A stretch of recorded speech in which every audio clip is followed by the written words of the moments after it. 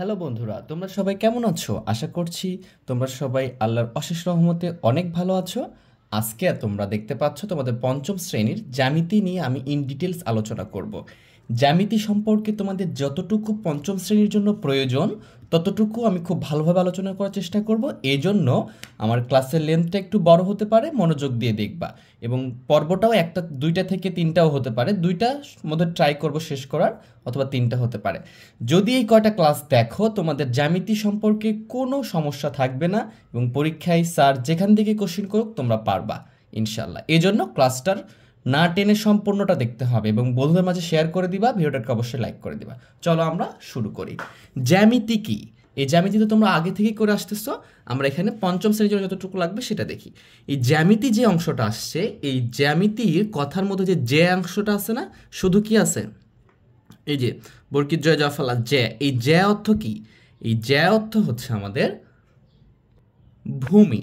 এই জ্যা অর্থ হচ্ছে ভূমি, ভূমি। আর এই যে মিতি অংশটুকু আছে, এই মিতি অর্থ হলো আমাদের পরিমাপ। এই মিতি অর্থ হচ্ছে আমাদের কি? পরিমাপ। তাহলে জ্যামিতি অর্থ কি দাঁড়ালো আমাদের? জ্যামিতির অর্থ দাঁড়ালো আমাদের ভূমির পরিমাপ। তাহলে জ্যামিতিতে কি নিয়ে আলোচনা করা হয়? ভূমির পরিমাপ নিয়ে আলোচনা করা হয়।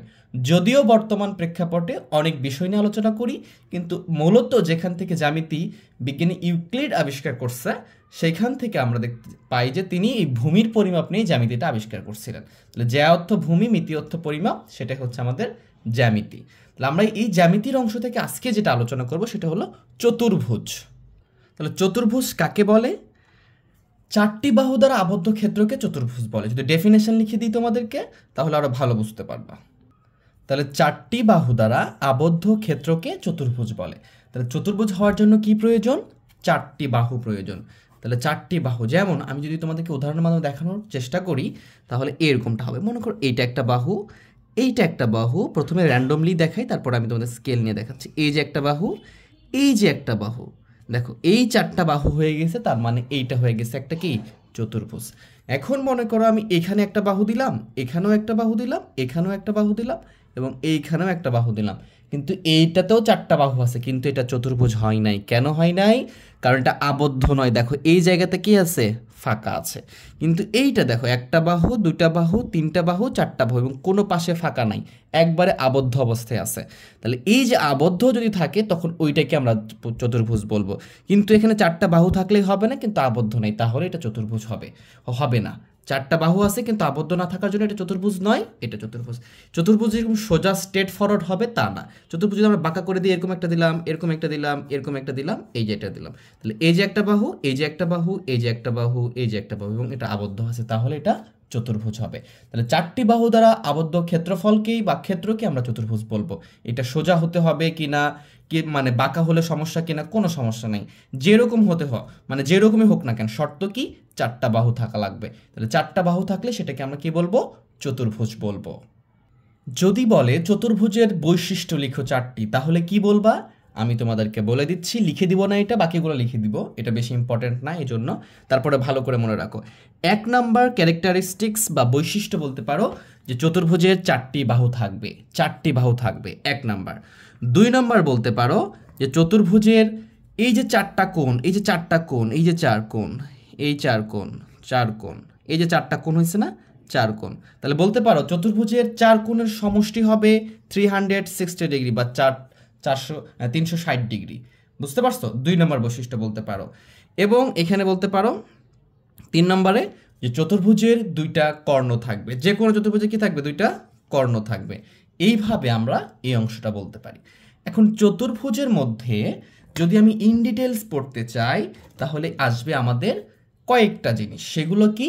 চতুর্ভুজে যে বাহু, এটা তো যে কোনো হলে এটা হয়ে গেছে চতুর্ভুজ, কিন্তু আমরা যদি এখন বর্গ কাকে বলে, চতুর্ভুজের মধ্যে একটা প্রকারের মধ্যে আমরা বর্গকে বলতে পারি আয়ত, সামান্তরিক, রম্বস, ট্রাপিজিয়াম, এগুলো প্রত্যেকটাই চতুর্ভুজ, এবং এই প্রত্যেকটাই পরীক্ষায় আসে। এইগুলো সম্পর্কে আমরা এখন জানবো। চলো, তো প্রথমে যেটা নিয়ে আলোচনা করব সেটা হচ্ছে আমাদের বর্গ। তো বর্গ কাকে বলে? তো বর্গ হচ্ছে যে চতুর্ভুজের, তার মানে বর্গ এক ধরনের কি চতুর্ভুজ, আয়ত এক ধরনের কি চতুর্ভুজ, রম্বস এক ধরনের কি চতুর্ভুজ, এই চতুর্ভুজের ক্রাইটেরিয়ার মধ্যে এগুলো সবগুলো পড়ে প্রকারভেদের মধ্যে। তো বর্গ হচ্ছে এক ধরনের চতুর্ভুজ, তাহলে বর্গের ডেফিনেশন কিভাবে দিবা, সংজ্ঞা কিভাবে দিবা, যদি বলে বর্গ কাকে বলে তাহলে কি লিখবা, তাহলে এইভাবে লিখতে পারো, যে চতুর্ভুজের 4টি বাহু সমান এবং কোণগুলো সমকোণ তাকে বর্গ বলে, এভাবে বলতে পারো। আরো অনেকভাবে বলতে পারো, আমি লিখে দিচ্ছি তোমাদেরকে। তাহলে বর্গের ডেফিনেশন হচ্ছে যে চতুর্ভুজের 4টি বাহু, এভাবে লিখবা তোমরা, 4টি বাহু সমান ও সমান্তরাল। আচ্ছা, সমান্তরাল বিষয়টা বোঝাচ্ছি আমি একটু পরেই, আগে লিখে ফেলি ডেফিনেশনটা। সমান ও সমান্তরাল এবং এবং প্রতিটি কোণ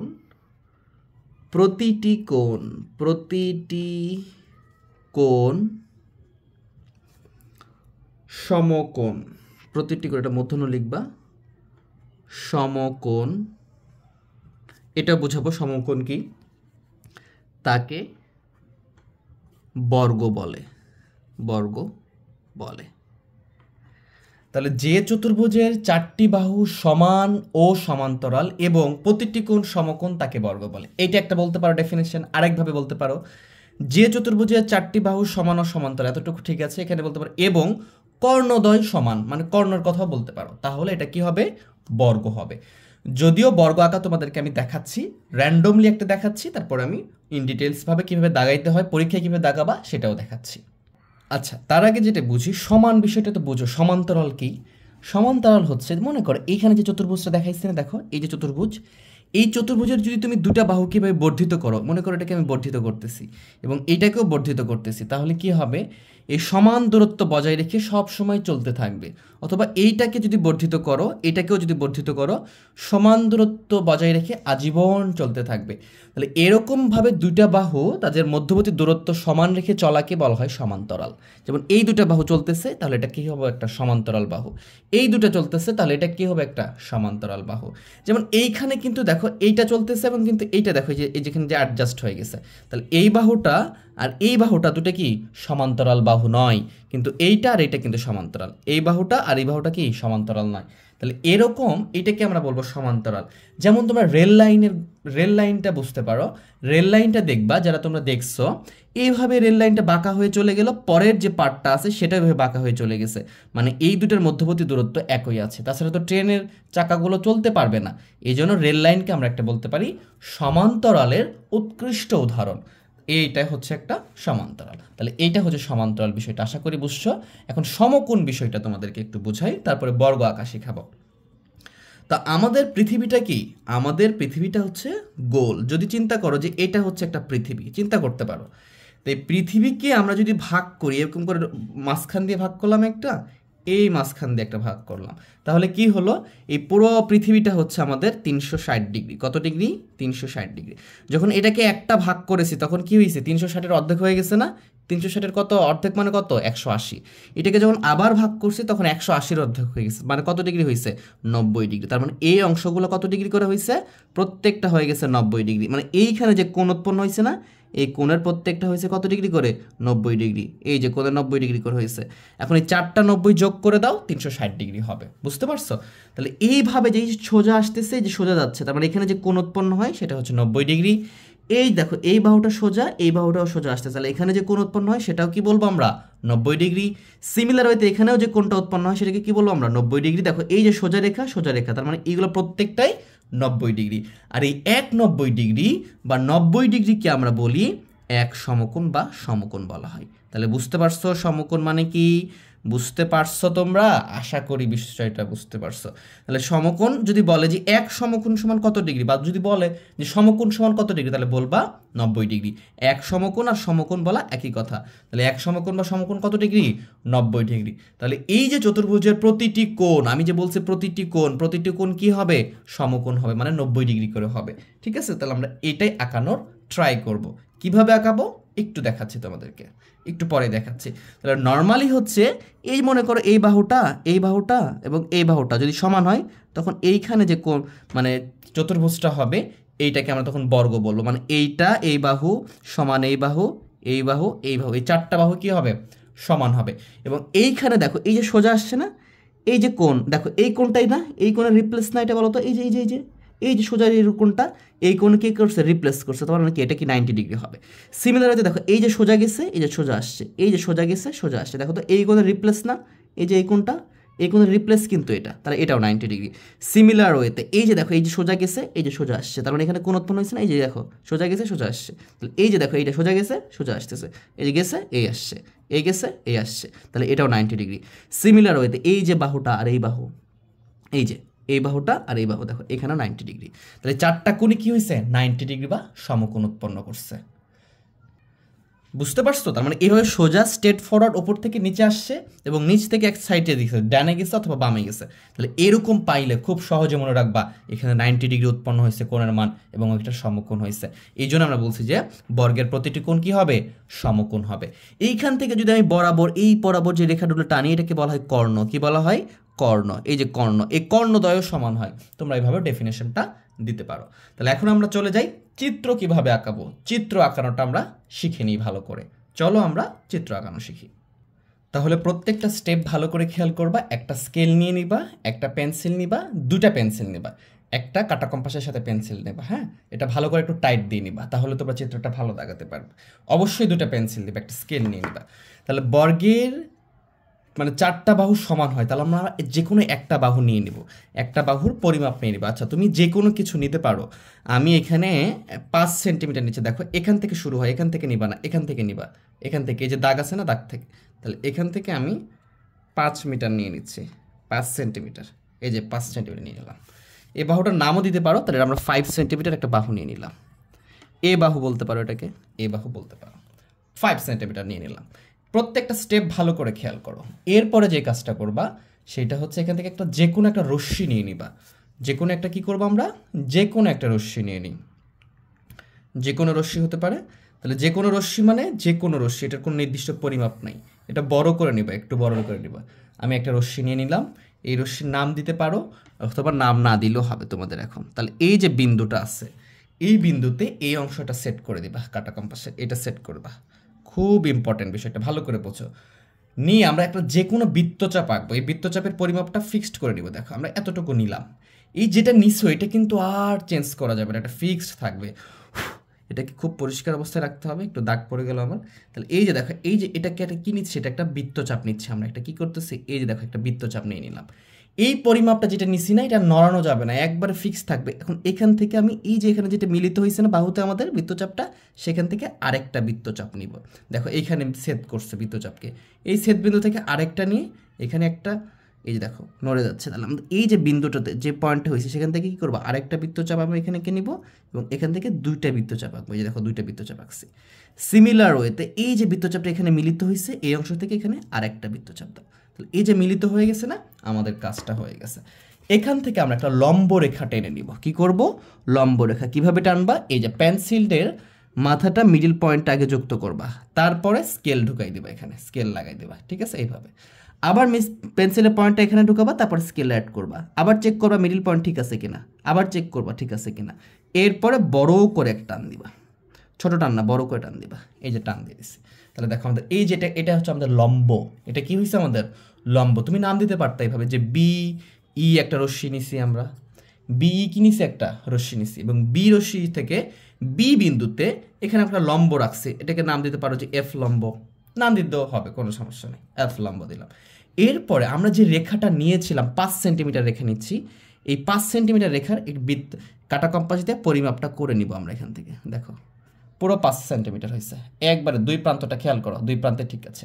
তাহলে নিয়ে এই যে এই বিন্দু আছে না, এই বিন্দুতে এটা স্থাপন করবা, করে এখান থেকে এখানে একটা কি করবা, কেটে নিবা। বিএফ রেখাকে একটা কি করবা, একটা অংশ কেটে নিবা।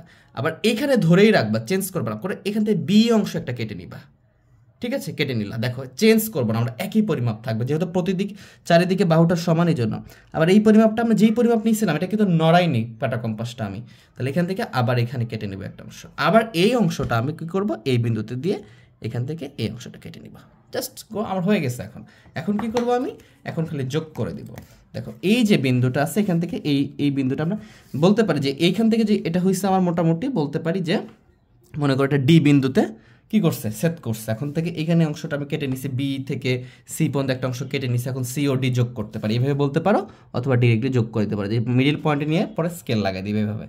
আবার এখানে পয়েন্টটা ঠিক করে নেবে, পেন্সিল দিবা, তারপরে স্কেল নেবে, আগে স্কেল না, আগে পেন্সিল আর তারপরে স্কেল, আগে পেন্সিল তারপরে স্কেল, এভাবে ঠিক ঠিক ঠিক করে নেবে, বারবার ঠিক করে নেবে। দেখো হয়ে গেছে। তাহলে আমাদের এটা কী করবো, যোগ করে দেবো, আমাদের এটা হয়ে গেল। সিমিলার ওয়েতে এখানেও আমরা এইভাবে কী করবো, আগে পেন্সিল নিব, এই যে, তারপর আমরা এখানে পেন্সিল দিব, তারপরে কি করব, এটা আমরা এভাবে যোগ করে দেব।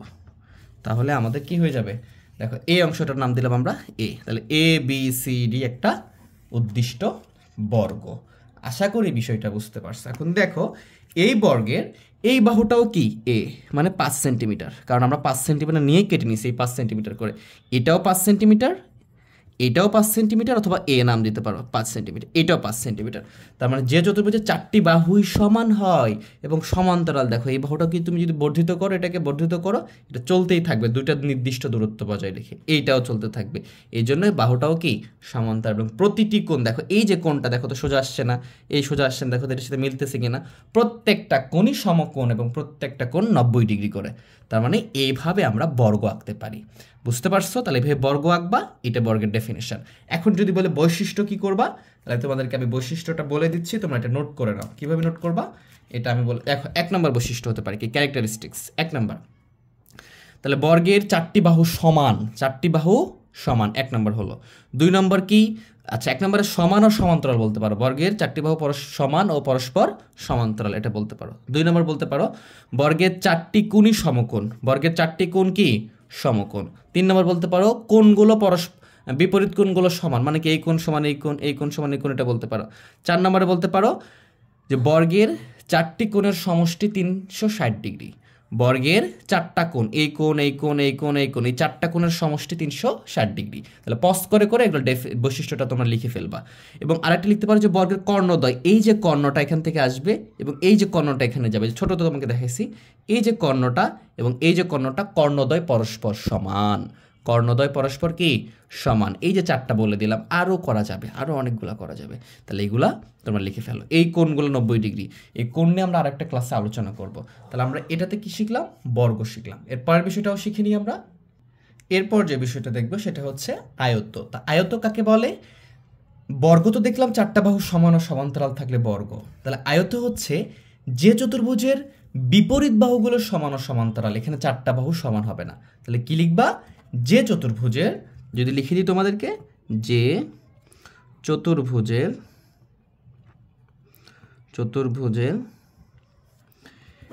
বিপরীত বাহুগুলো, 4টি বাহু এখানে হবে না, বিপরীত বাহুগুলো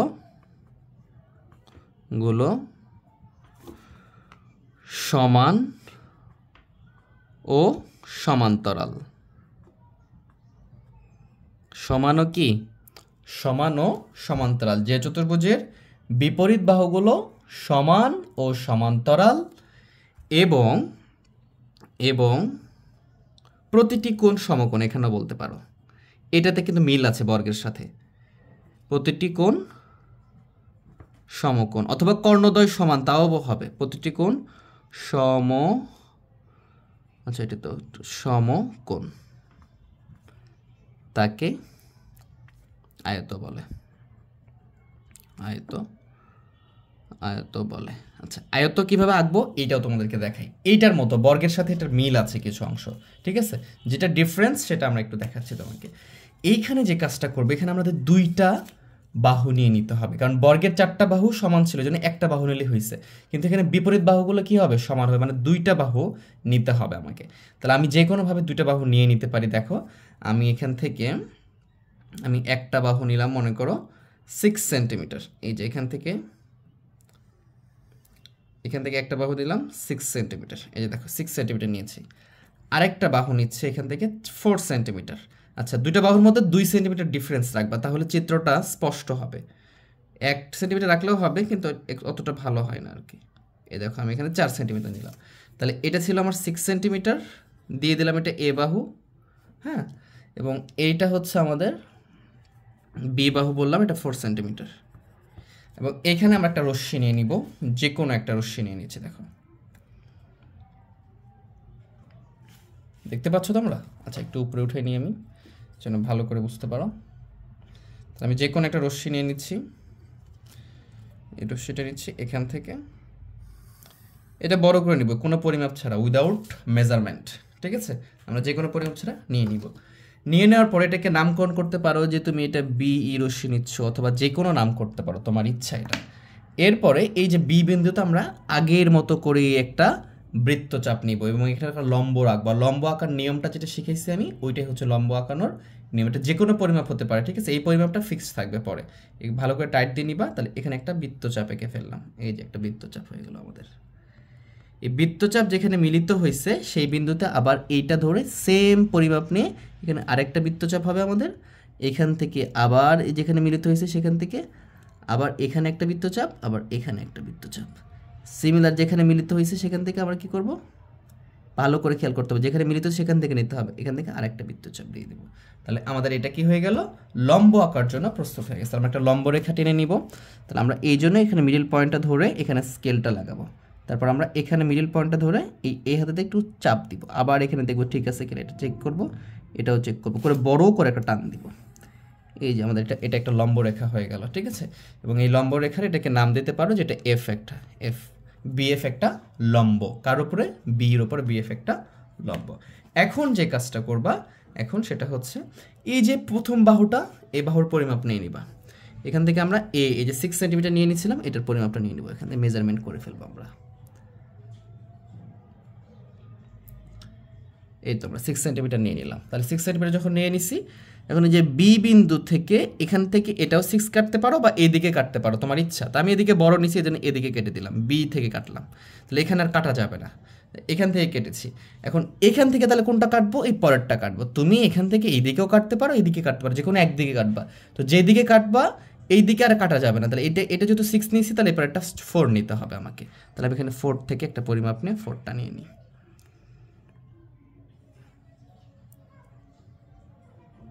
এই তো আমি 4 নিয়ে নিলাম।